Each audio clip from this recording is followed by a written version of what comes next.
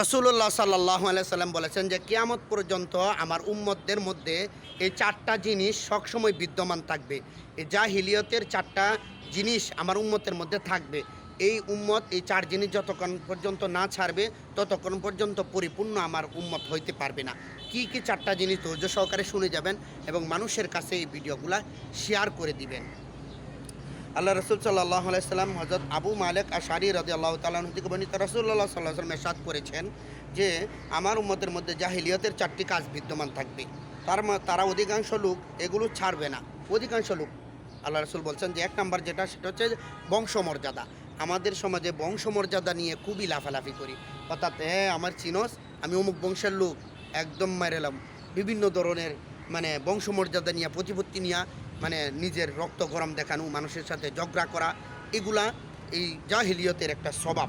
দুই নম্বর যেটা যে অন্যের বংশ তালিকায় অপবাদ করা, অর্থাৎ তুই কোন বংশের লোক বেড়া, তুই তো অমুক বংশের লোক, ওই কালাসুরা বংশ, এই বংশ সেই বংশ, বিভিন্ন ধরনের বংশের অপবাদ দিতে কারণ মরল বাড়ির বংশ বা অমুক বাড়ির বংশ, তমুক বাড়ির বংশ, খান বংশ, এরা জাতবালা রে, তালুকদার বংশ, এরা কোনো জাতবালা, এরা দুনিয়া নষ্টর জাত, এই সেই অপবাদ দেওয়া।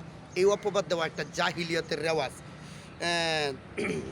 তিন নাম্বার যেটা সেটা হচ্ছে নক্ষত্রের মাধ্যমে বৃষ্টি কামনা করা, অর্থাৎ আজকে তারাটা আসমানে দিয়ে একটা তারাও নাই, বৃষ্টি মনে হয় নামবে।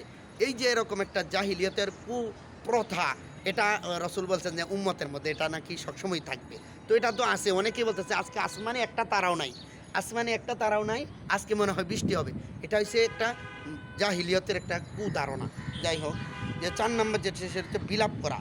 বিলাপকারী মহিলা মৃত্যুর আগে তাওবা না করলে কিয়ামতের দিন, অর্থাৎ কিয়ামতের দিন কিরান এবং সুলখানির জামা পরিধান করে উপস্থিত করা হবে। নাউজুবিল্লাহ।